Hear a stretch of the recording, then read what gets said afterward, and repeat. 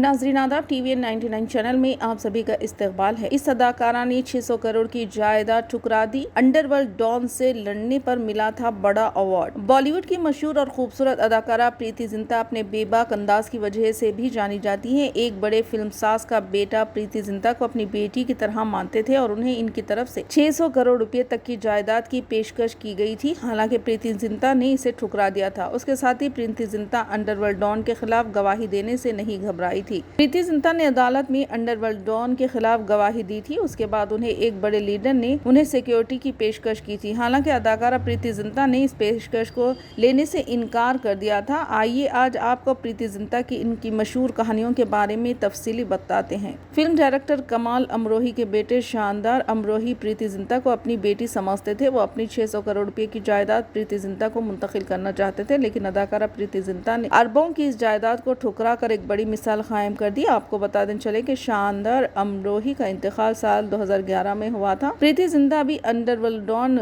छोटा शकील के खिलाफ अदालत में गवाही दे चुकी है। ये मामला 2001 में रिलीज होने वाली प्रीति की फिल्म चोरी चोरी चुपके चुपके से मुताल्लिक है। कहा जाता है कि अंडरवर्ल्ड डॉन छोटा शकील ने भी फिल्म में पैसा लगाया था, लेकिन कागजी तौर पर फिल्म पर मुंबई के हीरो के ताजिर भरत शाह ने पैसा लगाया था। मुंबई पुलिस ने इस मामले में भरत शाह को गिरफ्तार किया और चोरी चोरी चुपके चुपके के तमाम प्रिंट सेल कर दिए। इस दौरान प्रीति जिंटा ने अदालत में इंकशाफ किया था कि उन्हें अंडरवर्ल्ड डॉन की जानिब से कॉल मौसूल हुई थी और इनसे 50 लाख रुपए का मुतालिबा किया गया था, लेकिन प्रीति जिंटा ने ऐसा नहीं किया और इस बात को अदालत में खुलकर बताया। प्रीति जिंटा को बाद में इस जुर्रतमंदाना अमल के लिए God free film national award से नवाजा गया था। आपको बता दें कि लाल कृष्ण आडवाणी ने भी प्रीति जिंटा से सिक्योरिटी लेने को कहा था, लेकिन अदाकारा प्रीति जिंटा ने इनसे इनकार कर दिया। इन्होंने अपने एक इंटरव्यू में कहा था कि मैंने सिक्योरिटी लेने से इनकार कर दिया था, लेकिन बाद में सेट पर सादा कपड़ों में कुछ पुलिस वाले मेरे साथ रहा करते थे।